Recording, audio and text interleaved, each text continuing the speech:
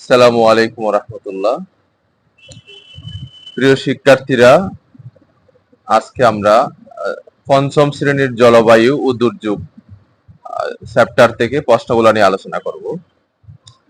1 নম্বরে দেখতে পাচ্ছেন যে বাংলাদেশের কোন অঞ্চলগুলোতে নদী ভাঙ্গনের প্রবণতা রয়েছে, কেন? বাংলাদেশের সমুদ্র উপকূলবর্তী অঞ্চলগুলোতে নদী ভাঙ্গনের প্রবণতা বেশি, কারণ ওইসব অঞ্চলে বন্যার প্রবণতা বেশি।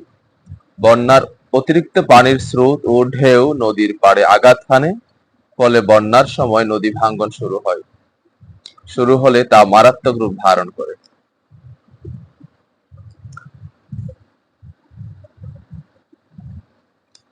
2 নম্বর, বাংলাদেশের কোন কোন অঞ্চলগুলোতে খরা বেশি হয়? উত্তর: বাংলাদেশের উত্তর পশ্চিম অঞ্চলের জেলাগুলোতে খরা বেশি হয়।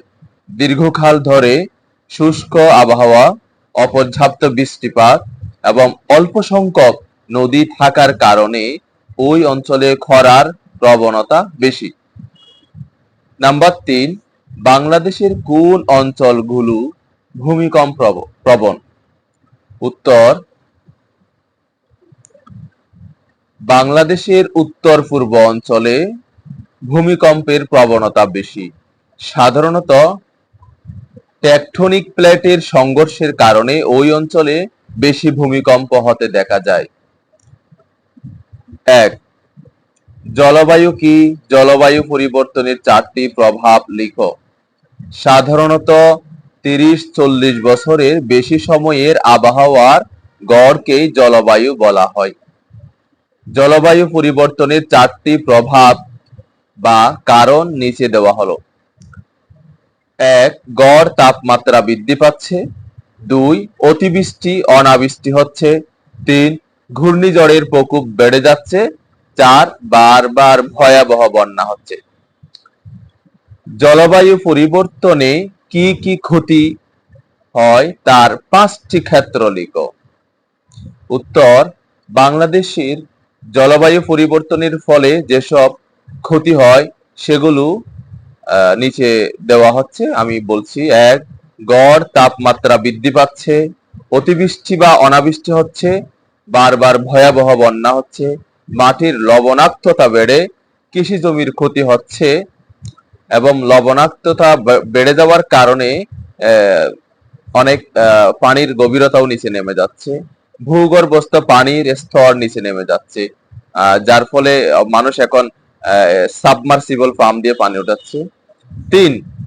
ভূগোলবিদ ইসহাক সাহেব বহুদিন যাবৎ একটি স্থানের আবহাওয়ার গড় অবস্থা নিয়ে পর্যালোচনা করছেন।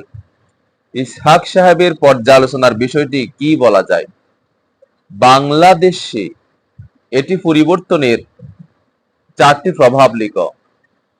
উত্তর: জলবায়ু বলা হয়।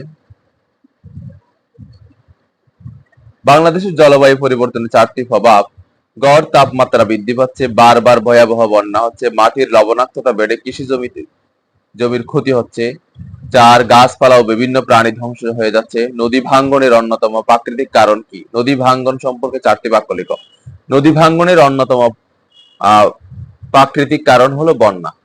নদী ভাঙ্গন সম্পর্কে 4টি বাক্য লিখলাম।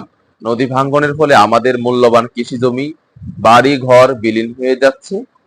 এর ফলে আমাদের সামাজিক এবং অর্থনৈতিক জীবন ব্যাপকভাবে ক্ষতিগ্রস্ত হয়। 3. বন্যার সময় নদী ভাঙ্গন শুরু হলে তা মারাত্মক রূপ ধারণ করে। 4. নদী থেকে বালি উত্তোলনের কারণেও নদী ভাঙ্গনের শিকার হয়। আজকে এই পর্যন্তই। তোমরা এগুলা ভালোভাবে লিখে ফেলবে এবং শিখে ফেলবে। Thank you.